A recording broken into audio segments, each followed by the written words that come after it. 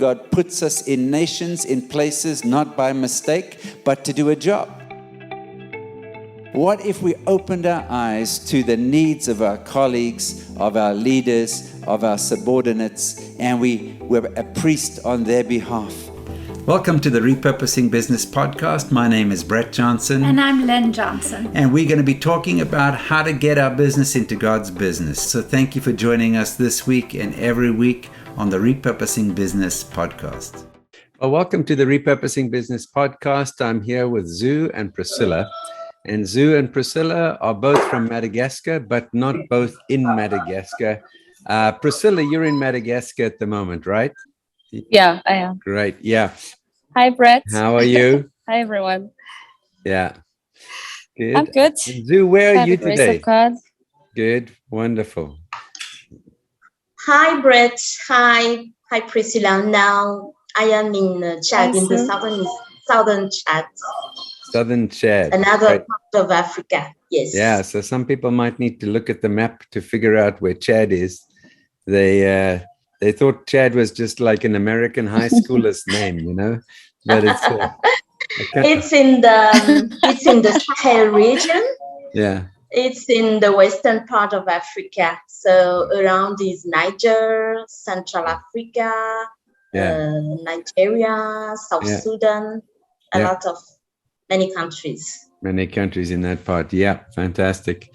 Well, welcome. Thanks for taking the time. I had the privilege of meeting Zoo and Priscilla when we went to Madagascar, and we spent about a week or so there with them. And at that stage, we were exploring what could be happening in the marketplace. And Zoo and Priscilla, since I speak zero French and they speak great English, I'm really pleased that we can have this conversation about what God's doing in Madagascar and in French-speaking Africa. So why don't we start off with you, Priscilla? Priscilla, tell us a little bit about yourself. Who are you and what do you do? Hi, everyone. So my name is Priscilla. It has been said earlier. I am doing a lot of things, but mainly I'm an interpreter, and now I'm working with an MLM company since 3 years now. I met Brett in 2018, I think. Yeah, 2018. Apart from being an interpreter, I'm a trainee pastor in my church as well right now, me and my husband. And I am coaching people in entrepreneurship and also sometimes doing some, counseling for youth. That's what we do. And in my church as well, we had opened this year a branch for entrepreneurship at church. It is very unusual to have that in a church, but we found the need to have that. Yeah. And REP was one of the reasons that motivated us, and me and my husband were leading that branch in the church. So, it's about career, entrepreneurship, projects, and investment. So basically, that's what we do right now. And I sing as well. I'm a singer. Yeah. So that's what I can say about myself for now. Yeah. And you have a YouTube channel, right? Yeah, I do. I have a YouTube channel and a page on Facebook. Yeah. And a few months ago, I started to learn about TikTok because I wanted to share some messages on TikTok as well. So I just finished one video just before this meeting, if you want to check out. Fantastic. Now, is it quite unusual for churches in Madagascar to have an entrepreneurship program in a church? Is that unusual? Yeah, it is. But some churches who are open enough and who have, I don't know how to say it, church that are not living in a dichotomy, let's say, because sometimes we tend to think that we're like, if you work, you're in the secular world and you don't know how to mix the ministry and work. So it's very usual here that people think that if you want to be full-time serving God, it means you don't have any source of revenue. Yeah. So that's,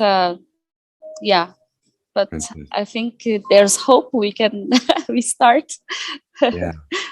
Good. Excellent. Well, sounds like you have your fingers in many pies, Priscilla, and very unusual. So, Zoo, tell us a bit about your background and what you're doing, and then we'll transition over and we'll talk about what's happening with REAP in Madagascar. Yeah. So, hi everyone again. My name is Zoo. I'm married, and we have 3 children. I am a humanitarian. I can say that I am a Christian professional working to reach the professional in my sphere of influence. And my adventure with entrepreneurship began in 2002 when we lost all our job, my husband and I. So it was like the Lord has asked us to create something, and then our adventure of how to become a Christian entrepreneur focused on God's business began at that time. And from that time, I had the personal vision to be an agent of transformation, ending the gospel poverty, and also restoring the glory of God in the marketplace through business leaders. And fortunately, I shared this personal vision with my husband. So we think that we can use all our gifts, all our talents, and our abilities to fulfill that personal vision God gave to us.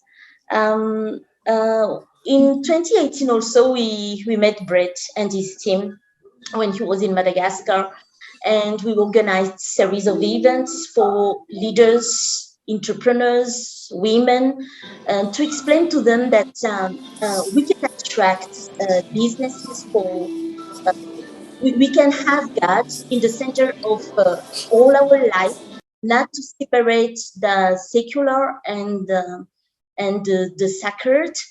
And so at that time, we organized all these events. And right now, because of the REAP training sessions that we had also, God gave us the opportunity to build a center, which is a resource.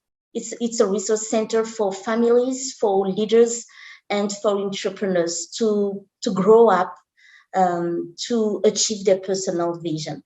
That's it. Fantastic. Great. So we came across with a team of about 7 or 8 people, I think. And as you said, you organized seminars. As I remember, our first one was on transforming society.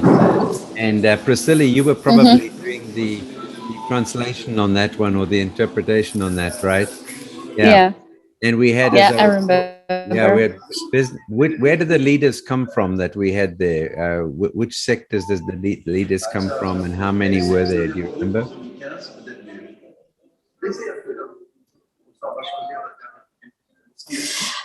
I remember it was a TLC at Anusi. I think there were about maybe, if I can count well, 300 people.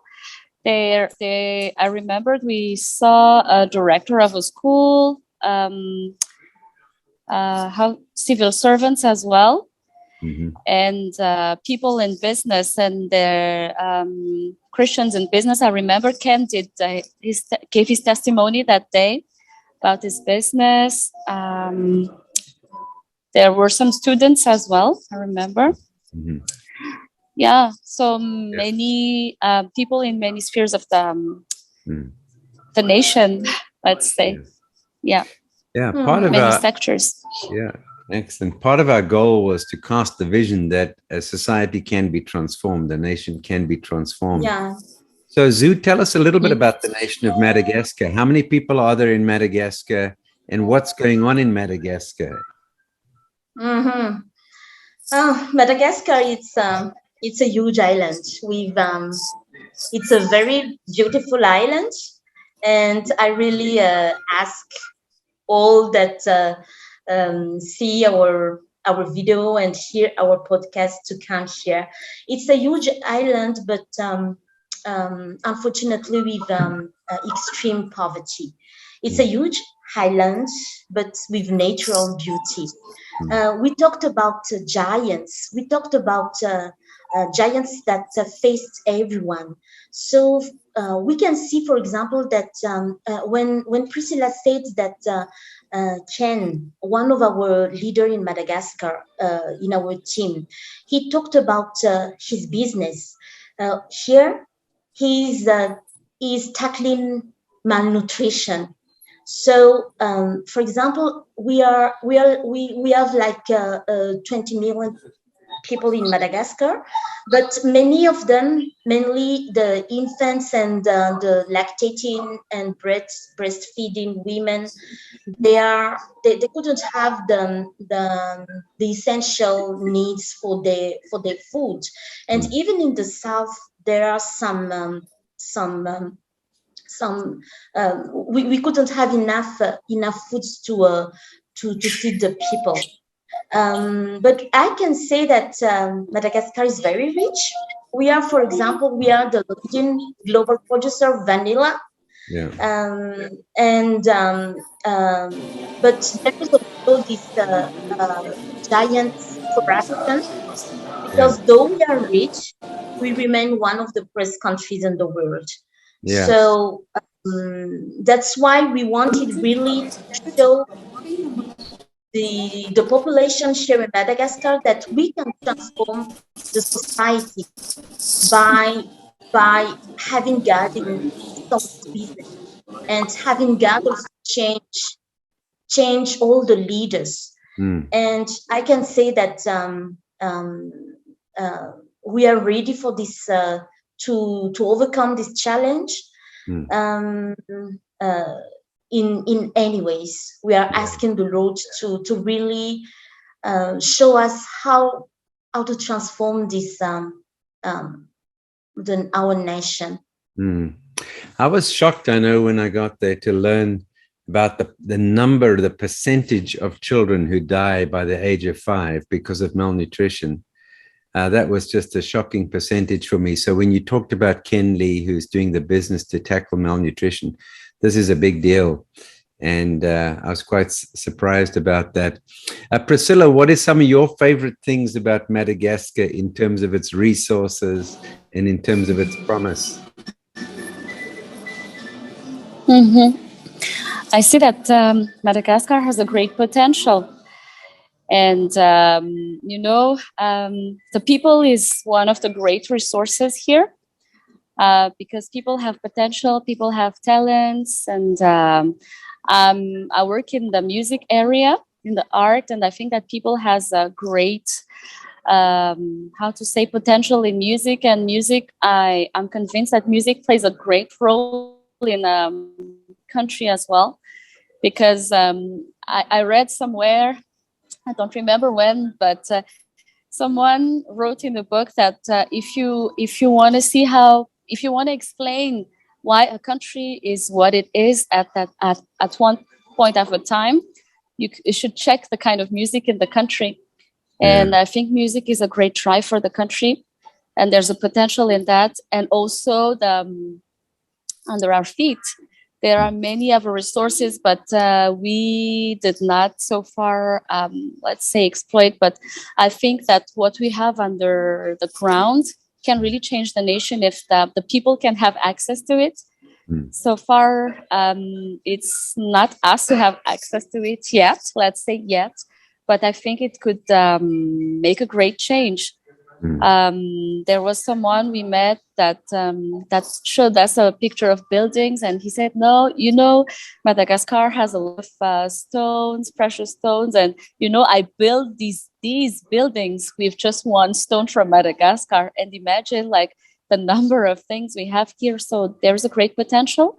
Yeah. But we just need to pray God and act as well as we pray.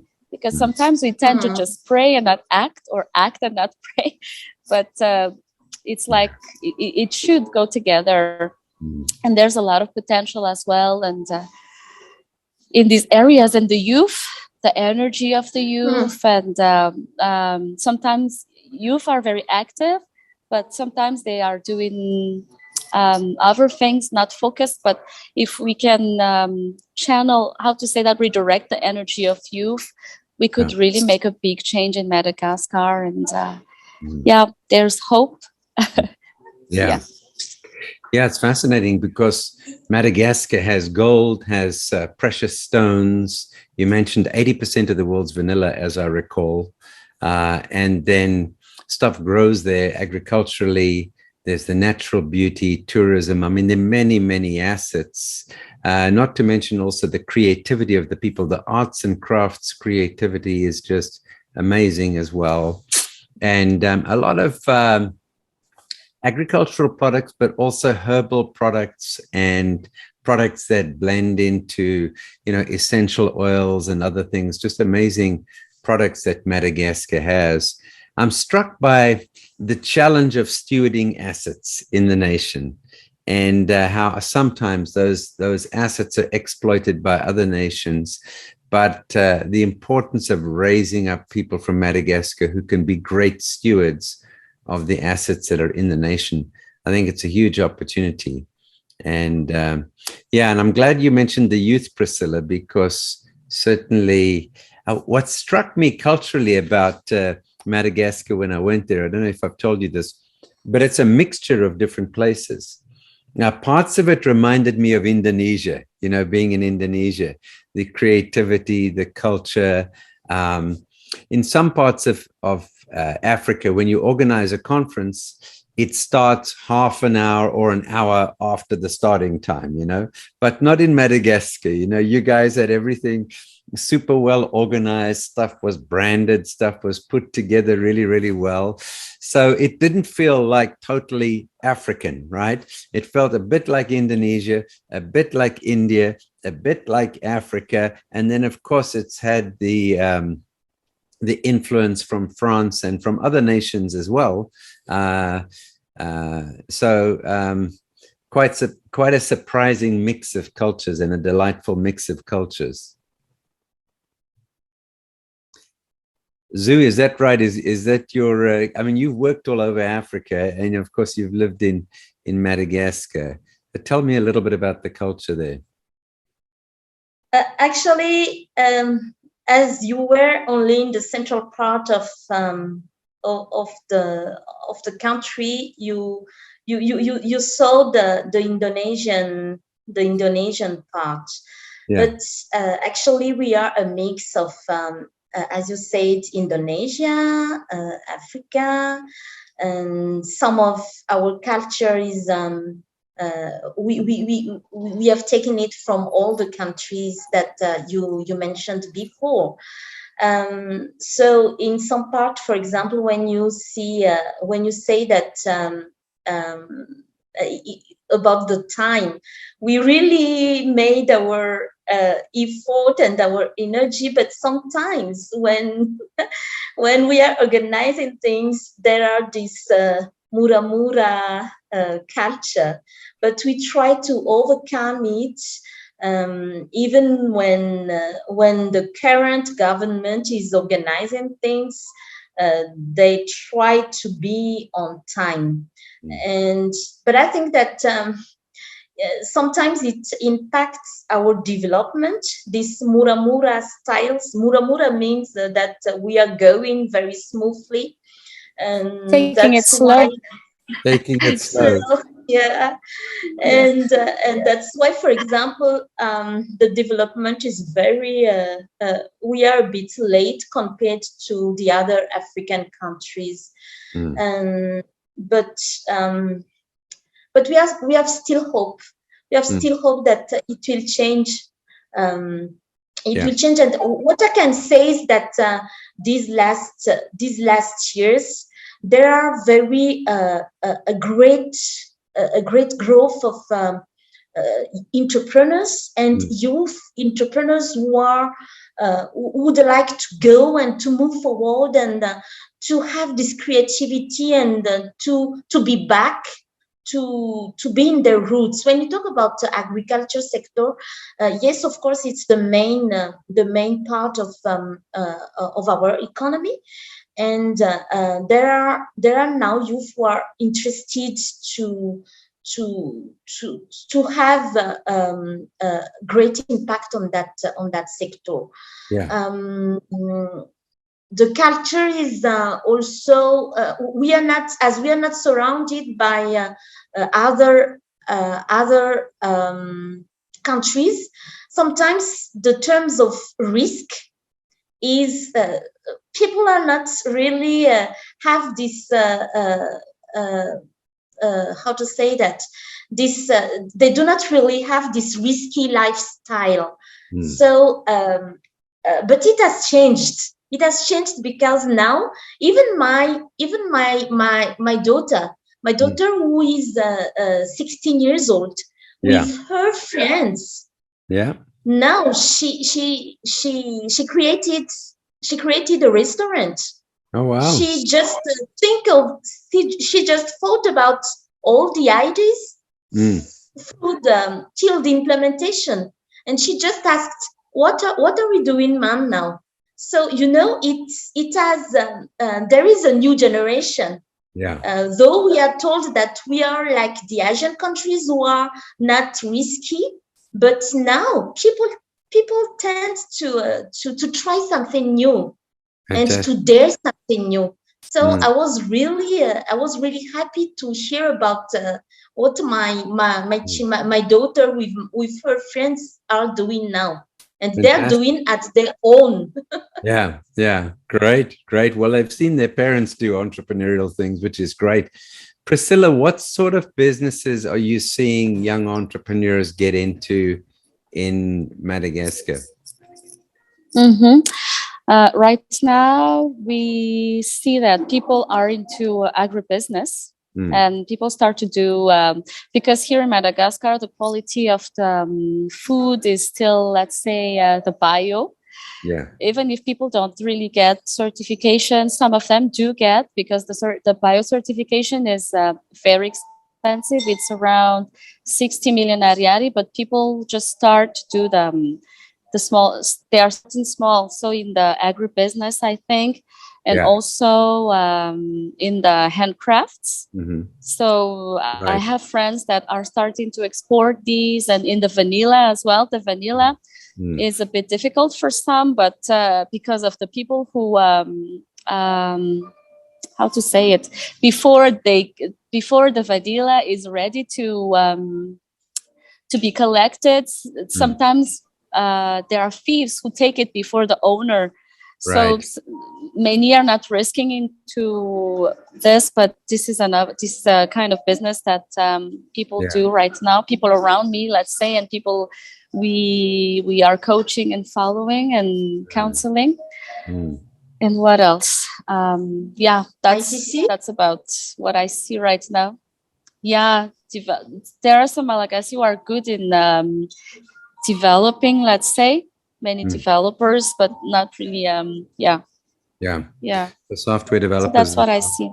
Great, fantastic. I know when we went into the market, well, I say when Lynn went into the market with you guys, she noticed products in the markets in Madagascar that she'd seen in the markets in France. Like in Uzès market in the south of France, there were products that she recognized that she bought for 30 euros or 50 euros in France, and they were selling for 3 euros in Madagascar. So the creativity is amazing. Okay. So I remember when we were first coming to Indonesia, I was asked the question, Brett, are you going to translate the repurposing business training materials into French? And I thought, well, how many French speakers are there in Africa? So I thought I better Google this to find out what's going on, because, we know in France, there's maybe 50 million French speakers and so on. But when I Googled it back then, which was quite a long time ago, like 4 years ago, there was already about 155 million French speakers in Africa. So I'm anticipating that number has grown. I haven't checked it today.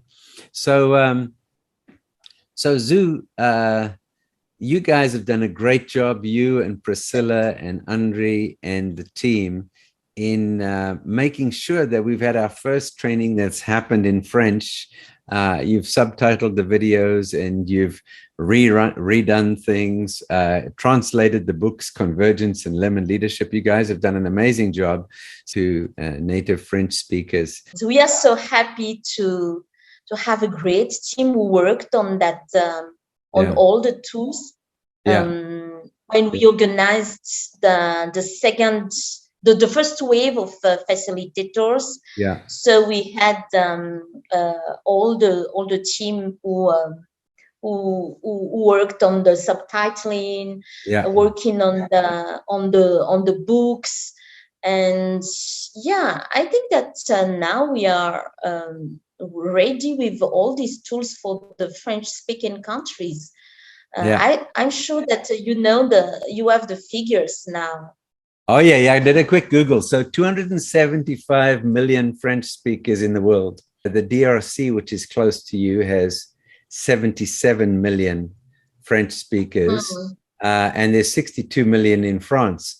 Now, so there's some debate about that and who's speaking what version of French and so on. But certainly there's many millions of French speakers in the world. So we're very, very excited that we are now able to offer the training to French speakers. Now, you guys are coming up for your second big cycle of the REAP training. And so how many people went through the REAP training the first time? I will say that it was a very deep experience. We had the opportunity to go through the module 101 to 105 to see all the details, the P, what are the products, what should be my my purpose, how can I have my people behave as gods would like to do. So how to transform my place so that I can achieve the objective. So how to mold my company so that it could be an hospitable one to others. So it was a lot of concept, but directly to be linked to my daily work and my daily functioning of all the organization and companies that we manage. So yes, it was very deep, and it was a transforming experience. Though it was a bit long as experience, because we really wanted to be focused on each topic, and but the majority, I will not say even the majority, but all the participants that were commissioned, I know that they gained some great experience from these training sessions. And it's a really invaluable. As you said, when I met you and you explained what are those modules, and some of the alumni said that it's more than an MBA, and actually it's true. Actually, it's true. Well, Zu, I appreciate that you guys took the time to go through it systematically and slowly. And of course, in the middle of that, you had COVID. You had a number of your people got knocked by COVID. And what I love to see as well is the number of businesses that you and your colleagues have started even since we met you. It seems like many of the participants have started additional businesses, second and third businesses. You mentioned your daughter as well, which I didn't know about. But it's great to see that there's been a practical outworking of the training and almost a fueling of the entrepreneurial spirit among your people. Is that an accurate assessment? Yeah, and what was really impressive was that after these training sessions, many of us have created more Mm. uh, companies Mm. and have also aligned their businesses into God's vision. Mm. And it was a time for us to be focused again Mm. to what God has called us, and Yeah. only the and mainly also the terms of um, uh, how to say that, not to have this dichotomy again, because Yes. it's always the main problem of everyone. I am that one on Saturdays and Yeah. Sundays, Yeah. and I am a different one on Mondays. But no, Yeah. it's not Yeah. that. You are Yeah. unique. You are always you need to reflect God's glory Mm. always in your daily life from Mm. Monday to Sunday. Yeah. Yeah. Yeah. No, that's fabulous to see. And I'm encouraged to see that, because that begins then also to lay a foundation for tackling some of the giants in Madagascar, which are quite common across Africa as well.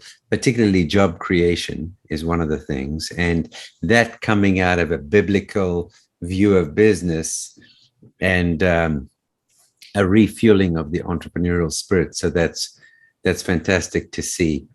One of the things that we've had in mind since the beginning, as we started off talking about, is not just how do you repurpose businesses in Madagascar, but how do you see Madagascar as a nation transformed? So we began building relationships, or building on the relationships which you and your team had in government, with nonprofit leaders, with business leaders. So our goal isn't just to get some businesses repurposed and some people trained in kingdom business, but we still have in mind, could Madagascar become an example of a nation that is transformed, in part through the repurposing of many businesses, and then also directly dealing with some of the things in the different sectors of society. Now, your team, Zoo, actually touches many spheres of society. So Joeli, for example, he's involved in business and in government. And what are some of the other sectors that your team are involved in? For the team, it's we are in the government. We have also in the agri-industrial transformation. Yeah. Some of us are in teaching, Yeah. handicraft, women empowerment. Some of us are also in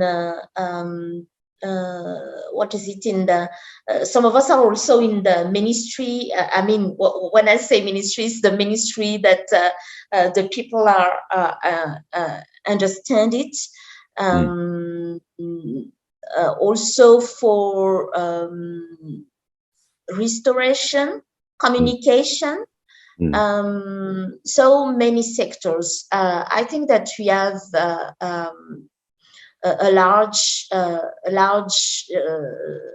sector, and we can also I think we can also gather some people in that in all those sectors. Yeah, yeah. And then Priscilla, you're involved with music, with media, entertainment, among other things. When you look at the young people, Priscilla, and you look at some of the young people you're dealing with, what are their biggest needs and what are their hopes? So if I can judge by the youth we're working with, the biggest need is, let's say, emotional assistance for the youth, because many are involved or engaged too early in how to say it, relationships, and it's doing quite a big damage here. But because it's how can I formulate it in the right way? yeah. So if we work in that side, we can um, accompany the youth well, and Yeah. also listening to them, because sometimes we see, I'm not a parent yet, but I see that with the youth I'm working with, parents don't really listen, but they just all the time tell you you should do this and this and this, but they don't feel they are listened to. Yeah. And they want to make their voice heard, and sometimes they do things on purpose so that they can attract the attention of people. Wow. Yeah, that's one of the biggest need, and also to be listened to and also to be believed in, because sometimes when people see how they act in the society, we tend to think, I'm going to say we, because we are part of a society, we tend to think that they are going to be like this forever. For example, they are in season, and then we tend to say that there's no hope with the youth sometimes, and that they are good for nothing, but they have great potential. And yeah, if we can just orient them on the right track, they could do great things. Yeah. So that's what I think the biggest need is, because for example, we deal with youth in my church. We see lots of cases, and also youth in the marketing company I'm working with. I'm also coaching youth, and yeah. So that's the main thing I see. And what was the second question? Sorry, the biggest need and the hopes. Yeah, some of the hopes. The hopes. Yeah. So I think if it's handled well, I think the youth is going to be the biggest drive for the country. So of how they are going to be the biggest impact of development or the not development. So I would say, and I would not measure my word, that the 5 years to come depend, let's say, 90% on the youth. Amazing. Yeah. So there's a serious need for getting the REAP training into the young entrepreneurs and into the youth. I know we had a great session at the university when we were there, and with the students, talking to them about marketplace miracles and what God's doing in the marketplace. And so thanks for emphasizing that this is a crucial 5 years, next 5 years, what happens. And I think it's true across youth in Africa generally. You know, I think there's such a need for job creation among the youth. But it could be that Zoo's got the answer, right? Zoo can start a new slogan: business before boyfriend, right? Before you can you can start a business, before you can get a boyfriend, you first have to start a business, right? That's a good idea. That's a good concept. Yeah, well, you can change the cultural thinking, you know, of the people. Yeah, that's right. Yeah. And then, of course, your daughter can't date a guy who hasn't started a business. That's the other thing, you know. Yeah.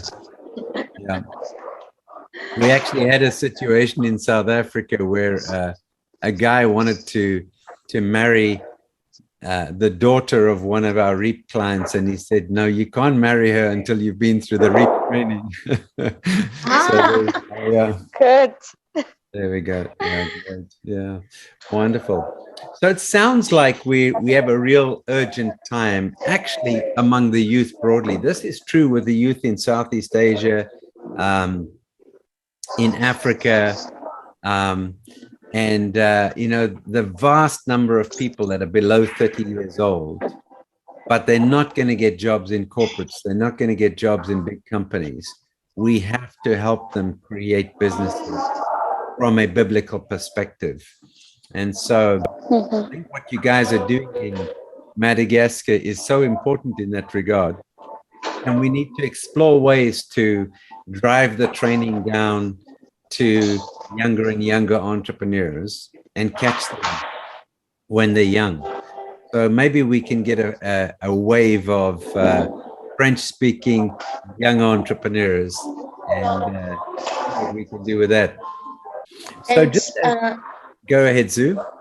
Yeah, just to add on your thoughts, I think that also the best way also is to transfer to them what how we have lived it, so we can just show them how we have all begun, and how can they also model us.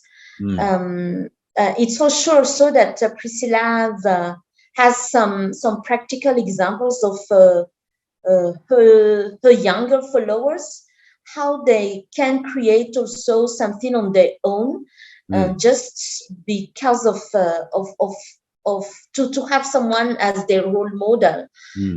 That's why in the team we would like also to have some practical videos of what we experienced, what we have experienced, and to show them the advantages of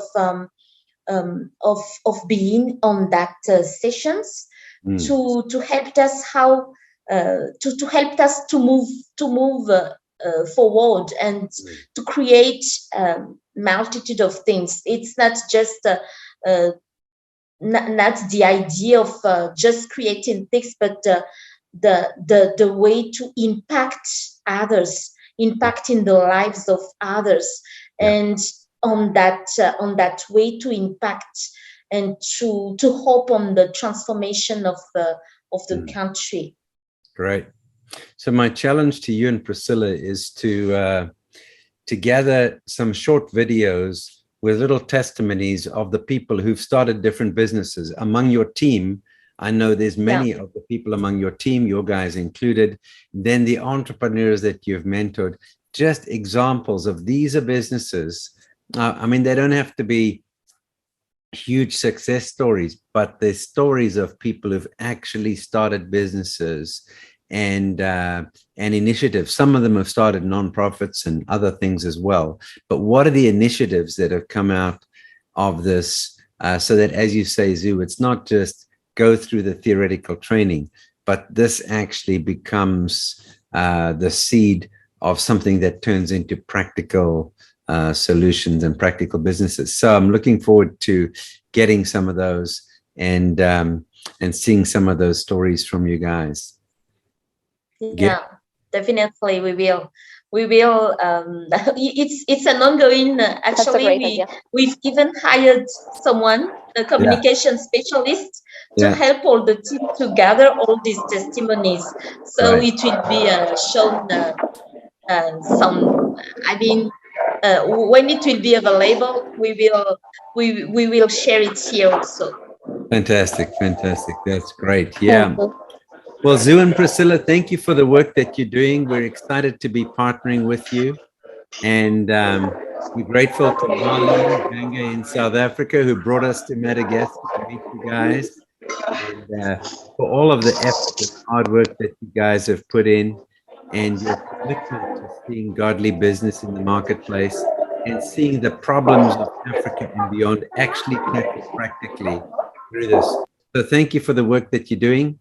And thanks for your inputs on this. And we look forward to a wave of young French business people, marketplace people who go through the training in the future. Thank you, Brett. Thank you, Brett. Thank you, Priscilla. Thank you for the invitation. Thank you, Zoo. Yeah. May I just send some French words to all our fellows who are French speakers and can listen to our French? Okay, so ceci est une occasion à nous deux d'inviter tous ceux qui parlent français. La formation Repurposing Business qui a été fondée, donc qui a été organisée par Brett Johnson, ça nous a tellement impacté dans notre vie quotidienne, vie personnelle et dans chacune de nos entreprises. Donc, nous vous invitons vraiment à le suivre. Nous allons organiser, nous avons tous les matériels maintenant en français et ça va être une bonne chose d'être ensemble pour réaliser cette formation ensemble. Voilà. Mm-hmm. I just invited them to be part of the team, as all the tools are now available in French. Fantastic. And Priscilla, do you want to add anything to that? Yeah, it was a thank you, Brett. It was a pleasure of seeing you again virtually, and seeing you, Zoo, as well. It's a real pleasure. And this talk of today reminded me of many things and all the priorities that we set in the beginning of the year, and we can refocus again on the things. And I got new ideas while talking, and I think that a big change is preparing for Madagascar. And while I was speaking at the beginning, I got in my heart a passage from Isaiah 62. For Zion's sake, I will not keep silent. For Jerusalem's sake, I will not remain quiet till her vindication shines out like the dawn, her salvation like a blazing torch. The nations will see your vindication, and all kings your glory. You will be called by a new name that the mouth of the Lord will bestow. You will be a crown of splendor in the Lord's hand, a royal diadem in the hand of your God. No longer will they call you deserted or name your land desolate, but you will be called Ephsheba and your land Beulah. For the Lord will take delight in you, and your land will be married. As a young man marries a young woman, so will your builder marry. As a bridegroom rejoices over his bride, so will your God rejoice over you.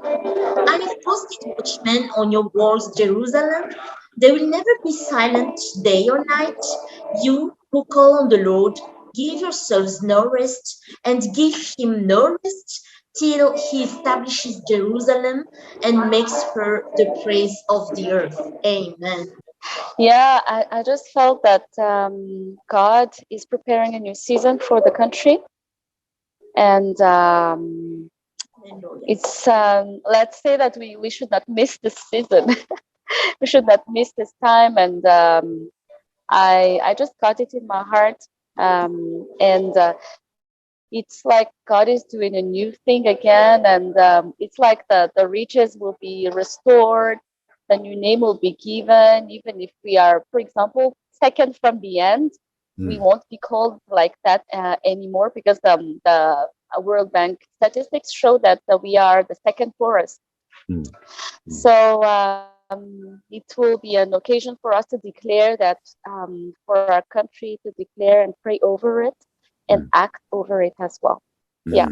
And I just want to encourage those who are, wherever you are, here in Madagascar or a stranger, but in Madagascar, we can make this happen. Wonderful. Priscilla, thank you so much. That's a wonderful word. It's a wonderful, and thank you so much. And I agree with you. I think that this is a key time. This is a key season, and we are at a key point in history. And for Africa, for Madagascar, for other nations, we need to grab the opportunity.